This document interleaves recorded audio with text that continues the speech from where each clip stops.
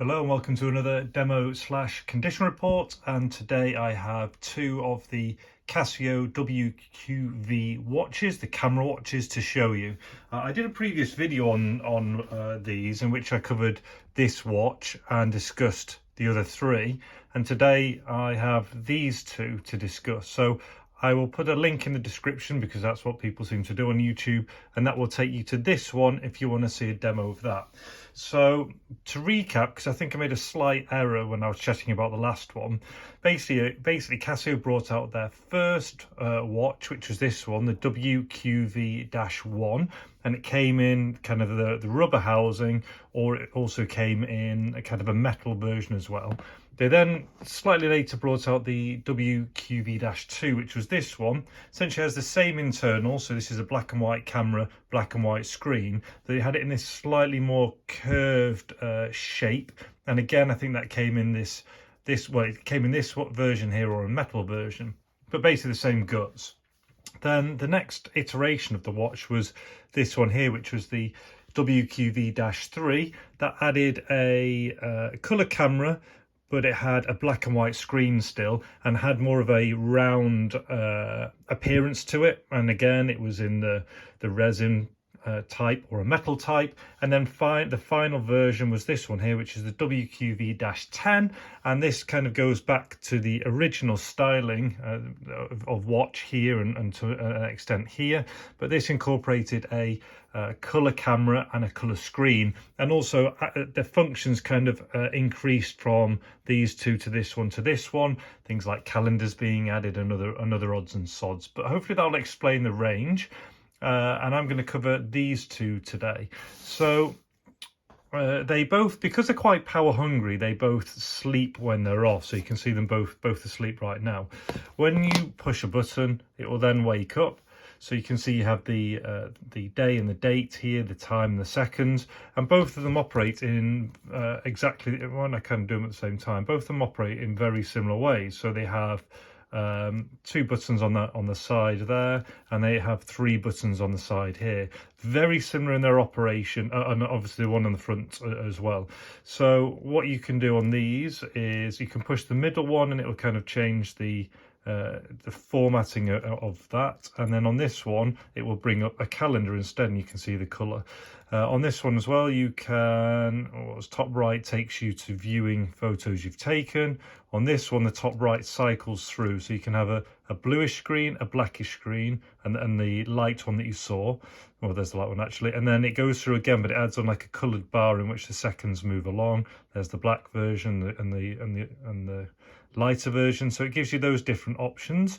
The down on this one again takes you to photos, whereas down on this one essentially does 24 or 12 hours.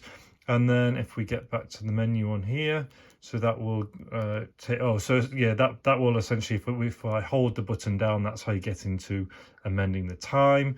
And bottom left, that one takes me to my play menu, and bottom left takes me to the play there.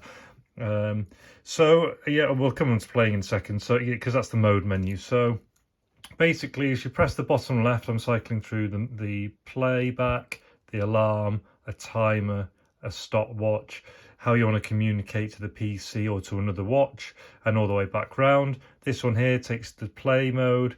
Has a bit of a better menu with connectivity options, has an alarm, stopwatch, and then back again. So again, you can see both very similar. So on the playback mode, if I go here, play, you can see there's an image there, and on this one, if I press, it's usually the middle version gives you extra stuff. So there you can see I took that on the 13th of the 7th, 22, sorry. And on this one, if I go to play and load that page up, you can see it has the date and the date down there, so taken at the same time. But if you press the middle, it does this kind of, it just kind of rotates back to the pages on there. And then for taking photos, so if I go all the way back to the main menu on these, so you press the button at the bottom here, that will take you, it will say how many you've got left. Sometimes it will do a built-in check, and then what you'll see here is, so there's an image there, and I think on what did I find out the other day? So with this one, you basically have your image here, and you can, if you use the top right, it will tell you indoor lighting. So in the UK, you want 50 hertz. In America, you'd want 60 hertz. That's the flicker, or outdoors. So I'm indoors. Focus on something there as best as I can. I think you can see that. And then take the photo. That's then saved. With the with this one here, again, press the button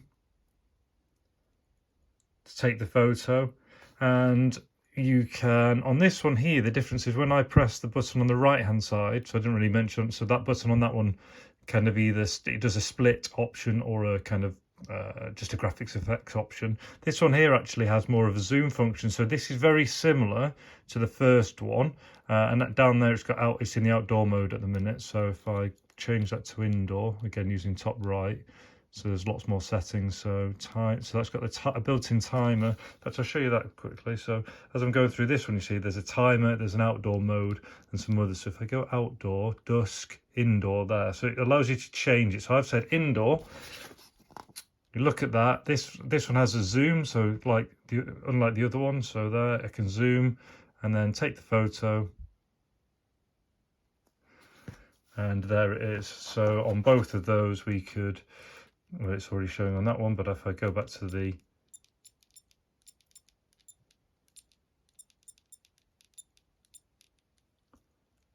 play menu, select that one. There we go. So there's both the images. So yeah, you can see the function is very, very similar. In terms of their body, they have wrist camera written on the front one, and then they've gone to data bank on the other, maybe trying to show that it was more than just a camera. But it says wrist camera in that section in there. And this one just says water resistant instead. But the bodies are very similar, it just protrudes a little bit less. They both have their original straps, as you can see. The only thing to note on one of these, so because I said this was a condition report, is on this one there is some slight wear just there and there. And the elephant in the room is this one doesn't have a back, and I've been unable to track one down. So it has no gasket, and it doesn't have the battery thing to go in and turn it, and I cannot find spares for the life of me. So I've had to just put in some cardboard in the back to hold the battery in place. So you could wear it out, but you're going to lose any kind of water resistant effect. Or you could just, put it in as a display watch, or maybe you've got the spares and repairs and you can use it. But other than that, the strap's in nice condition, the body's in good condition, except for a couple of minor scuffs on there and a couple of little scuffs there, and the elephant in the room. And then the WQV-10 is actually in really nice condition. A couple of very light scratches just with that section there, but other than that, yeah, really superb. So a bit of a canter through. You had the WQV-1 over here. Then you had the 2 was essentially the same internals. The 3 was this one more rounded, and the 10 was this one over here. Gradually increasing in terms of camera and functionality, and I've given you a demo function and condition report on these two watches. Hope you've enjoyed it. That's all for now. Take care and see you.